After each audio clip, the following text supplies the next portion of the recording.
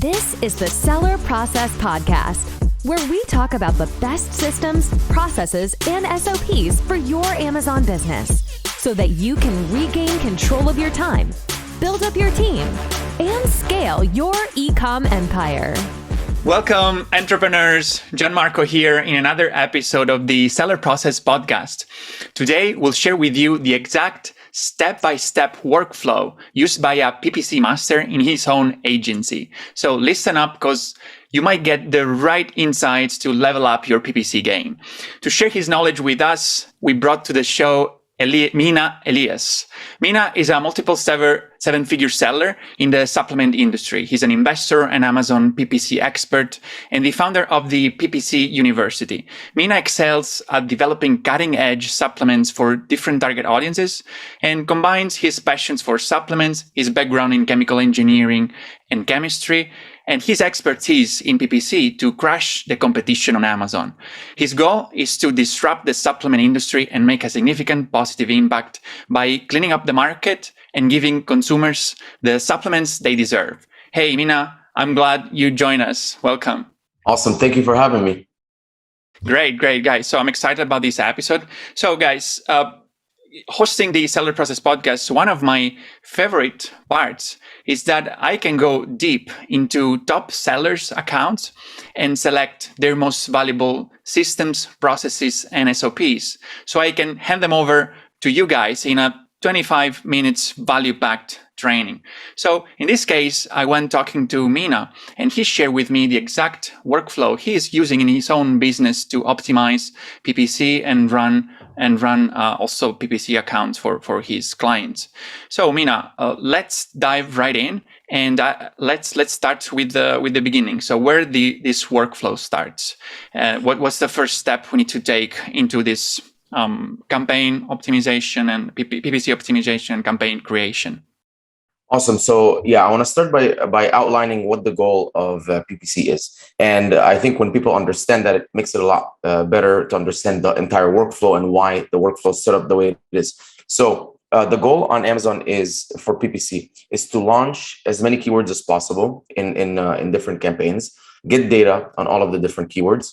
And then once we have that data, we can actually make decisions based on that data, whether those keywords are good and they can keep generating data for us, or whether we should kill them off, or whether we should lower the bid and whatnot. So it starts off by having to do some keyword research, because initially we don't know where to start. You know your keywords, your main keywords. For example, one of my main keywords is electrolyte powder. So I know that's my main keyword, but it's not enough. So the first step is to do some keyword research on Helium 10. I'll take that main keyword for my product, electrolyte powder, and I'll put it in Magnet. Once I put it in Magnet, it'll show me all of the similar keywords. I just want to make sure that I have chosen the highest search volume relevant keyword. So as long as electrolyte powder is the highest volume keyword, that's the right keyword. Then I'll move to step 2, which is I'll take that keyword and search on Amazon. I'll search on Amazon, and it's going to show me all of the top sellers. I'll click on the Helium 10 Chrome extension, click on X-ray, show me the top sellers. And then I'll take 10 of those ASINs, go back to Cerebro in Helium 10 and put those 10 ASINs. I'll do a reverse ASIN lookup on them. And this is going to tell me all of the keywords that all of these products are ranking for. Now, when I do that, it's not going to show me all of the keywords that they're ranking for together. It's going to just show me every single product, what they're ranking for. But obviously, some products might be ranking for a brand name or something, random. I don't want those keywords. So the way that I filter through that is I take it a step further. I go to advanced filters, and where it says ranking competitors, I'll do a minimum of 9 ranking competitors. And so which is 1 minus the number of ASINs that I have. And what that will do is it will show me keywords that all 10 products are ranked for in common. So obviously at that point, you know that if all 10 of those products are ranking for those keywords, they're very highly relevant. I'll download the list, sort by search volume, and just quickly scan through, make sure everything makes sense and there's no keywords that are out of place. And that's how I start with kind of my main keyword list. I'll usually pick the top 10. And that's essentially my keyword research process right at the beginning. Now I have my main keywords, and I'm ready to start the keyword discovery process. So we talked about on Amazon PPC, we're going to have 2 phases. The first phase is we're going to launch these keywords and discover more and more keywords, take those keywords, launch them again, get data on all of the keywords. The goal is to essentially it's like you're testing bait for fishing. If you're going fishing and you have a lot of bait, and you're just throwing all of these different baits in the water, and you're seeing which one the fish will catch. Some of them the fish will catch right away, and you're like, amazing, this is a good bait. Some of them they'll perform horribly, and you're like, okay, this is not good for us. And so it's exactly the same thing, as you're trying to find all of the different baits that you can use, throwing them in the water, seeing which ones work, and then the ones that are working, you continue to use them. So in technical terms, now that we've done the keyword research, we'll go on Amazon and we're going to start launching some campaigns. For discovery, I start off by launching 4 auto campaigns. The reason that I do 4 auto campaigns is there's 4 targeting groups in auto campaigns. Close match, loose match, complements, and substitutes. Close match, essentially, Amazon says, are closely related search terms to your product. Loose match are loosely related to your product. Substitutes are products that are direct substitutes of your product, and complements are products that are complementary to your product. That's all the explanation we can get. If anyone else tells you anything different, they're lying, because we don't know. It's 100% on Amazon's discretion to choose those keywords that they think are close match or whatever. So the reason I separate the auto campaign into 4 is because if the close match is performing really well, but the loose match is not performing well, I don't want them to be in the same campaign together, because then I won't be able to scale them. Even though you can control the bids of one and not the other, the budget is still flowing to them. So you want the budget to flow, and you want to increase the budget to the best performing one. So when I break them into the 4, I can then effectively, if one is performing really well, increase the bids, increase the budgets, and continue to scale that campaign if another one is not performing well. So I have the 4 auto campaigns, and then I have my main keywords, 1 keyword per campaign. The reason I do 1 keyword per campaign is for very high search volume keywords, there's a very strong ranking benefit and factor from those keywords. So I don't want to have multiple keywords together. It's not that it's bad or anything, but it just lessens everything. Because if you have a 1 campaign and then you have 1 ad group and 5 keywords, and I'll cover that in a second. But if you have 5 keywords in there and you have a budget of $100, the $100 is inevitably going to be split between those 5 keywords, and the 200 is going to be the same way. And the problem is you don't even know how Amazon's going to split that $100 or $200 budget between the keywords. So for me to make sure and fully ensure that the budget that I set is 100% going to that keyword and getting as much ranking as possible based on my bid, not based on my budget limitation, then I'll separate the keywords out. So for my top 10 main keywords, I'll have 3 campaigns, 1 broad, 1 phrase, 1 exact. I never mix the 3 because broads get a lot higher volume than phrase and exact. The reason is broad keywords will trigger for a lot of different keywords. And so essentially when you're bidding on a broad keyword, it's like you're bidding on 50 different keywords lumped into one. Phrase, it's like 20 keywords lumped into one. Exact, it's 1. So if you ever have a broad match type and an exact match type in the same campaign, you'll notice that all of the impressions are going to the broad match type because it has a lot more volume because it's 50 keywords. So it essentially steals kind of all of the budget. And I call it the bully method. It bullies the smaller keywords. So, it's broad, phrase, and exact for the top 10 keywords. And then I'll launch some other, those are kind of the essential ones to get started. I'll launch some other things, to be prepared as well. I'll also target my own products. Why not? If I'm launching a new product that matches my existing product. So if I have a blue ras flavor and I just launched a mango flavor, then I'll target that just so I can have more placements under my own products. I'll do a branded search. A lot of people say, oh, well, no one's searching for me with my own brand name. It's fine, but I'd rather, if anyone did, me show up than someone else show up, right? Because someone's going to take that placement. Amazon's not just going to leave it empty. So I do broad, phrase, and exact for all of my branded search terms. And then I'll have a couple more campaigns. One is a category campaign for products that are 3 stars or less and more expensive than my product. This is kind of a nice campaign sometimes, but it's not really like a high performer. And then the final one is targeting new arrivals. There's a lot of people that are launching products on Amazon, and I can go into the new arrivals page. I can type in my main keyword on the top right where it says sort by. I can click on sort by new arrivals, and it'll show me all of the new arrivals. These are people with 0 reviews, but in their honeymoon phase. And if they're in their honeymoon phase, Amazon is letting them show pretty high on the search results. And so they're getting some decent clicks in the first few days. And if you come in with a better product, and since you're a more experienced seller, and if you're listening to this podcast, hopefully you've gained a lot of insights so you can become a more experienced seller. And right off the bat, you can, quote unquote, steal some sales from them. So those are the campaigns that I launched initially. And my target with those campaigns and my goal with those campaigns is just to discover a lot more keywords and kind of a lot more bait so that we can start testing it. And whatever data we get, we're going to start optimizing based on that data. So that's kind of the second phase, right? Which is the first phase was the keyword research. So we researched the keywords on Helium 10. We got a bunch of keywords. Number two is launching the discovery campaigns. We've launched the discovery campaigns. And those campaigns, by the way, are not just for discovery. They can on their own perform. So, once they're out and they're running, if they're doing well, we're going to keep them running forever. One thing I want to note, and it's to keep everything clean, please, for your campaign names, have a very strict nomenclature, which means have like a product code. For example, for me, Hydrolat Unflavored is HU. So it'll be, the campaign name will be HU space dash space. And then what type of campaign is it? An auto? Is it an exact broad phrase? Is it product targeting? And then space dash space. And then any like additional details, and make it very clear for you to understand exactly what that campaign is as soon as you look at it from the campaign name. And that's how you can keep things organized. The other thing I want to mention is when you're building your campaign structure, have a campaign and then one ad group, and then a maximum of 5 to 10 keywords. I like to stay under 5. The reason is, if you have multiple ad groups, you have no idea how Amazon is going to distribute the budget between the different ad groups, which doesn't give you any control. So if you have 5 keywords here, 5 keywords here in 2 different ad groups, have a $100 budget, you might think it's going to be 50-50, but it might go 90-10. And if it's going 90-10, then essentially the one that's getting the 10% of the budget is as if you're not even running that campaign. And some people will say, well, why don't you just increase the budget? Because if I increase the budget, it's just going to still be a 90-10 split. Unfortunately, that's just what I've seen with Amazon. I don't know why it happens, but it happens. And until we have some sort of control on an ad group level, then I don't think there's any way to solve this problem. So let's just dive a little bit deeper into this part. I think it's awesome. I got already several ideas for my own campaign. So what you just mentioned is that you, after the keyword research, you start off with some discovery campaigns.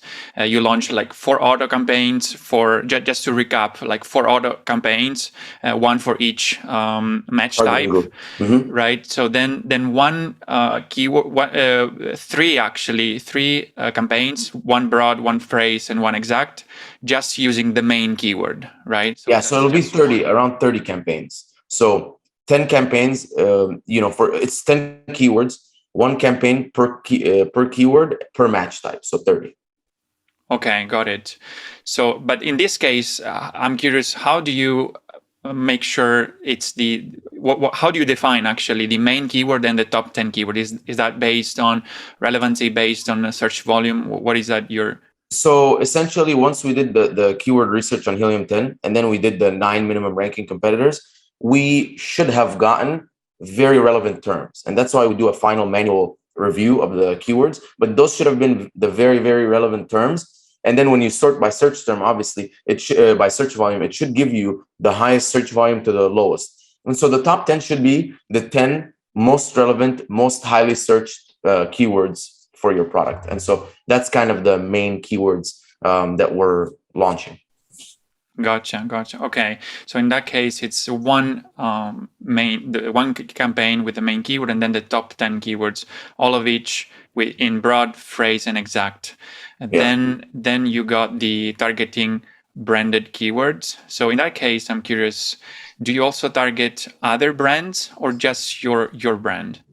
Just my brand, because if you have 0 reviews, you're not going to be able to win other branded search. So it's not even worth it until you. So if, let's say, you want to target one of your competitors, until you actually have a chance of beating them, when you show for their search, because think about it, someone is actually searching that product's name. So if you show up there, you better have a good reason to win. Mm-hmm. Yeah, that makes sense. So probably it makes sense to make it after a while, after some time. That's actually something I've learned. I mean, something I also use for my when I do my keyword research. then I save for later all the branded keywords, which I know that at the beginning maybe I'm not gonna rank for, but in the future I can target, right? Mhm. So that could be one way. But then I'm curious. So in this case, with this launch campaigns, you target basically the main keyword plus the top 10 keywords, so that's it. But many products might have like hundreds or thousands of keywords. So do you consider also running campaigns on those after the launch period? Yeah, of course. I mean, like I said, Yeah. the goal is to target every single keyword possible for our products, and then get data on it, and then based on that data, make a decision. So this is going to take me now to the third phase, which is, you see in the nice chart, it's the side on the right, where it's like every few days you're doing something. So if you want me to continue, I can keep going. Okay. Just to introduce that, so basically, people, you will be able to download the workflow that we are talking about in the show notes of this episode at thesellerprocess.com. So just look for this episode, and in the show notes you will find a link, and you can download this workflow that you can use for yourself. So we're talking about this workflow right now, which you will be able to download. So yes, let's proceed. What's the next steps after setting up the launch campaigns? Nice. So we set up the launch campaigns, and the goal is for us to find some more campaigns. And at the same time, the campaigns are also going to perform on their own. So that's great. Now, 3 days in, I'm going to go in and I'm going to look at all of the search terms in the search term report. I just want to make sure that there's nothing that is irrelevant being triggered. So for example, if I do on flavor, or if I'm running electrolyte powder as a broad keyword, I just don't want Amazon to say something like horse electrolytes or something like that. Just looking for those keywords that are completely irrelevant, but usually it doesn't happen. I've seen it happen a few times. Like I did one for a wallet, and it was coming up for like different things that don't make sense for a wallet. So had to negative those, because they do spend money and those small ones add up. So that's 3 days in. Now, 7 days in is where the full flow kind of starts. And this is what you would do 7 days in for everything. So the first thing is, you're going to look at your existing campaigns and you're going to say, okay, let's start adjusting the bids based on the performance. So you're going to download the search term report. You can highlight, you're going to download the bulk sheets for the last 7 days. You can highlight everything, click filter, and then on column B, it's going to say record type. You can click on the filter, show only keywords and product targets, and that will show you all of the keywords you're running campaigns for, all the product targets. If like you're running for ASINs or auto, is also considered under product targeting. And then you're going to sort by ACOS. So you're going to see the highest ACOS all the way to the lowest ACOS, and then clicks and no sales. So for keywords that have very high ACOS or whatever, you can go in and you can adjust the max bid. Now, I would suggest before you adjust the max bid, you create 2 new columns next to the max bid. First column is going to be the cost per click, and all you're going to do is do equals and then the spend divided by the clicks, and that's going to give you the cost per click. That's what we want to adjust based off of. So if you had a high ACOS, 100% ACOS, and your cost per click is and your max bid is like $1.50, but your cost per click is $1.40, then you want to drop it to $1.30. Use the cost per click to adjust the max bid, not the actual max bid. Because if your max bid is $1.50 and your cost per click is $1.40, and then you lower the $1.50 to $1.40, then you're still getting the same number essentially. So that's why you want to create the cost per click. Now, the second column that you want to create, it's called the percent sales, is what I usually call it. And what you want to do is do equals, and this is the exact equation. You can pause and write it down, but it's equals and then sales divided by open bracket subtotal, and it's SUB total 9 open bracket 9 comma, and then highlight the entire sales column and do like click on F4 or do the $sign before the cell, the column, before the row, just so you can freeze that column. And essentially what that is going to do is tell you what percent of sales is this keyword bringing in relative to the entire sales. So if one keyword is bringing you 15% of your overall sales, this is a very high amount. So be careful when you're adjusting it, because it might have a high ACOS, might be like an 85% ACOS or whatever. But if it's bringing you a lot of the sales, kind of leave that one to the end, kind of try and optimize everything else first, and then look into that one. But again, The goal is we're going to sort everything, and we just want to optimize. We want, if the ACOS is too high, we want to lower the bids. And in the launch phase, for me, honestly, anything under 100 is fine. Above 100, I'll lower it a little bit just so things don't get away from us too much. And then if it's getting clicks and no sales, it's the same thing. I want to, lower the cost per click just a little bit. And essentially, that's what I'm going to do for my optimization in the first week for the campaigns that are existing and that I launched, which are the discovery campaigns. And then I move on to the next part, which is, okay, what did we discover? And I'll go to the search term report and I'll download the search term report. And now this is where I'll do a little bit of a comparison. And I'll say, what keywords do I have existing right now per match type in my campaigns and my bulk sheets? And what are the new search terms that we discovered? I used to, when I was very aggressive in launching, any unique search term that we discovered, I would immediately launch it and put it in its own campaign and let it perform and get data. That's one way to do it.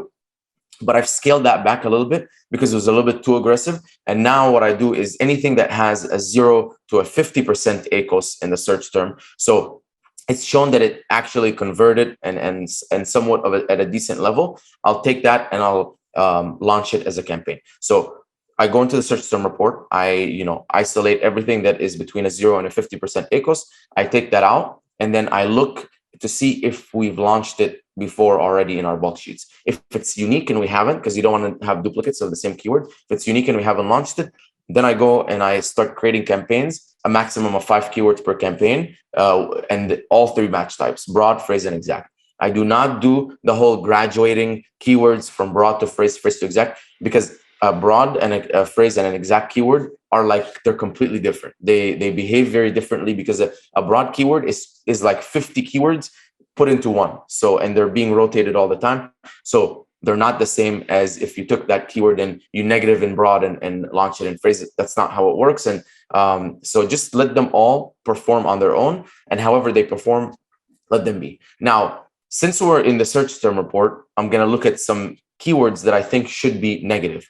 And the way that I do that is I'm going to, highlight everything, sort and filter, click filter. And where the match type is, I want to show only auto, broad, and phrase keywords. Exact doesn't matter because you can't negative an exact. In an exact, you just can turn it off or lower the bid. So my goal is to identify all of those keywords that in a broad match type or a phrase match type. Let's say I have unflavored electrolyte and it's triggering for 10 or 15 keywords. Maybe one of them is performing horrible, but the other 10 are performing really well. So I don't want to think that unflavored electrolyte broad is bad, when in reality, 10 of the keywords are good and 1 is bad. So once I identify those keywords that are bad, performing not well, and they're not, they're a different search term inside of a broad or a phrase or in an auto, I'll identify those keywords. My criteria is anything over 100% ACOS or over $15 in spend and 0 sales in the last 7 days. And I'll take those search terms and I'll add them as negatives in the campaigns. Now that will allow me to kind of stop bidding on those keywords that have not performed and allow the other keywords that are performing well to continue to perform. So we did the search terms isolation. Well, we found the search terms, the unique search terms that are performing. We launched them. We found the bad keywords in the auto and broad and phrase. We negative them. I move on to the next step, which is I look at the placements. This is an important one I don't think a lot of people look at, but there's essentially 3 placements that we get data on in Amazon. There's top of search on the first page, product pages, and then rest of search. Rest of search we can't do anything with because it just means rest of the entire search. So if your ACOS is really good in the rest of search, there's nothing you can do about it because it doesn't make any sense. Now, if you can look at your placements for top of search, and if you notice that at the top of search, and I've noticed this for some simple home products where it's not like a supplement where you're looking and you're comparing. It's maybe like you want to buy a food scale or you want to buy gloves or something like that. You're just looking at what's the top thing, what's the number one thing, and then clicking on it and buying it. So I've seen where in the placement reports, it'll say on the top of search, your ACOS is a lot better. Your click-through rate is a lot better than on the product pages in the rest of search. And in that case, I will then say, you can go into, in the bulk sheets, you can do it, or you can go into the campaign and do it. You can click on the campaign. On the left side, you're going to see something called placements. You can click on that. It'll show you the data and it'll give you a field where you can adjust the placements. And what that means is, let's say my bid is $2 and then but my top of search is performing really well. I see the ACOS is very low. I'm gonna say, okay, I'm gonna do 100% bid plus for that placement, which means I'm telling Amazon, if you can get me to the top of search, I know my bid is $2, but I'm willing to spend up to $4, which is 100% more. And so in that case, your bid is $2, but Amazon says, hey, the top of search guys right now, they're spending $350. I can get you to the top at $360. You say, okay, done. I'll pay $360 to get to the top. And you pay that $360, you get to the top because you know that you've performed really well at the top, and you have a much higher chance of getting a click because you have a higher click-through rate, and a much higher chance of getting a sale because you've seen, your ACOS is really low at that placement. So that's kind of the third thing that I do, which is the placement bid plus. Fourth thing that I do is a simple thing, and it's just scaling the budgets when the campaign is performing really well. So I'll just look at all of the campaigns that are doing well, they're getting a lot of sales, and I'll give them more budget, even if they're not spending the budget. But the bigger the budget, it's kind of a signal to Amazon, we have more money to spend, show us more, let's keep performing well. And essentially, that's the entire flow. I'm not going to cover sponsored products and display and brand. That's a whole separate topic, but that's essentially my entire flow for sponsored products advertising. Wow, yeah, that's great. That's a lot of information for sure. And you guys, I really suggest you to go download this sheet so you have it in front of you, because Mina talks very fast and he delivers lots of information. So I also suggest you said you wanted a value-packed 30-minute episode. I'm just doing what you said.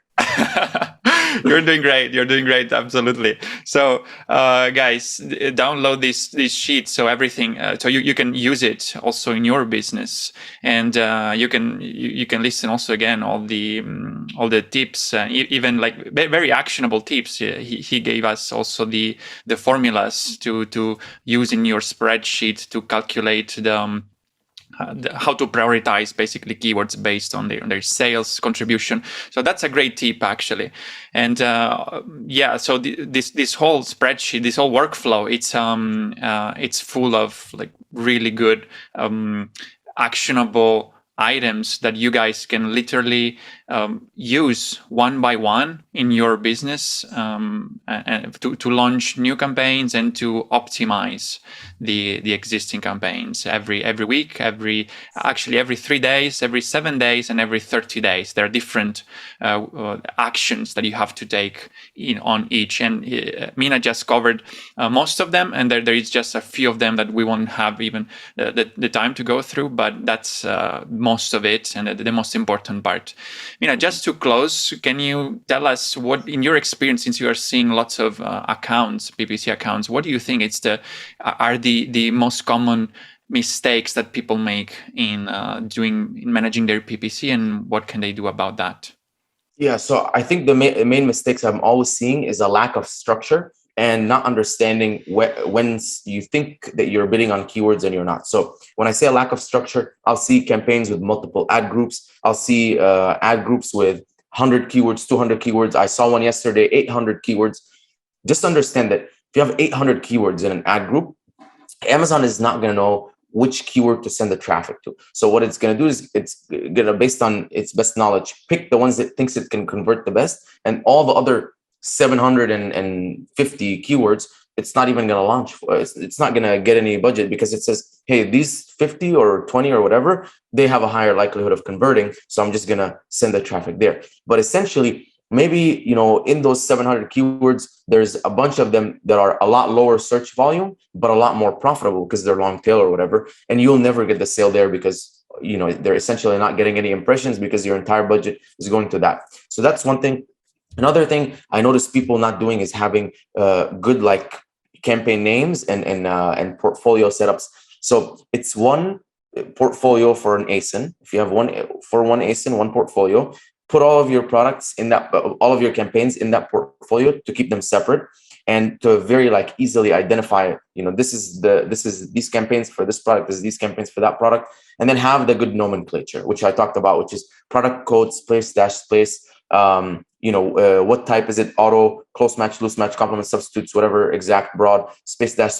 And you can even talk, where did the keyword come from? If it's a main keyword, you can say it's a main keyword, or you can say the exact keyword name. And eventually you get to a point, like some of mine are HU, space, exact, and then STR 50, which means like I got it from the search term report, but this is like the 50th campaign that I got from the search term report. So at some point, but you just want to know what this means, and you want to understand like very quickly what this campaign is, because in the bulk sheets, you cannot sort by product. So if you have multiple products or whatever, you can't sort. So you have to sort, you have to go in and click a filter and type in your product code for it to show you only those campaigns. And it's very important, because if you have a campaign that's mature, you have a product that's mature and a new product, the criteria for the mature one is going to be very different. You're like looking to get a 30% ACOS or something. For the new one, you're like, it's okay if it has 80 or 90% ACOS. You're just launching it. It's fine. So those are the things I see. A final thing I see is people think that they can get away with launching a product on a $50 a day PPC budget.